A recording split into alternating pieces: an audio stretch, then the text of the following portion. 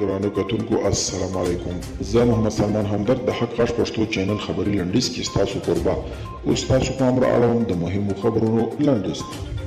پریس خبري اژانس راپور ورکړی دی چې په هند کې د کورونا وبا ناروغان په یو روغتون کې د لږني 18 کسان مړه کړي دي. د راپور له مخې په دې پیښه کې چې تېره شپه رامنځته شوې ده په پایله کې په روغتون کې بستر پر کورونا وبا اخته 14 ناروغان او 2 روغتیا پالان مړه شوي دي.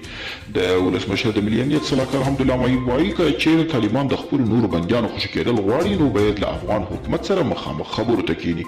د تاجکستان او قرغیزستان ترمنځ پر پوله د بې مخنۍ جګړې له امله شاوخوا 11 کسه وژل شوي دي او 150 نور ټپیان دي. د راپورونو له مخې د تاجکستان او قرغیزستان ترمنځ د اوبو پر سر لانجه رامنځته شوې چې وروسته په وسلواله نښته اوښتېده چې دمګړی هم اوضاع ترینګلې ښکاري. او د امریکا دفاع وزارت ویان جان کربي په خپلو تازه څرګندونو کې ویلي د طالبانو مشران ښایي پر دوی د بریدونو امر ورکړي چې له همدې امله امریکایي ځواکونه دمګړی په افغانستان کې د طالبانو احتمالي بریدونو ځواب ته په تیاري بوخت دي.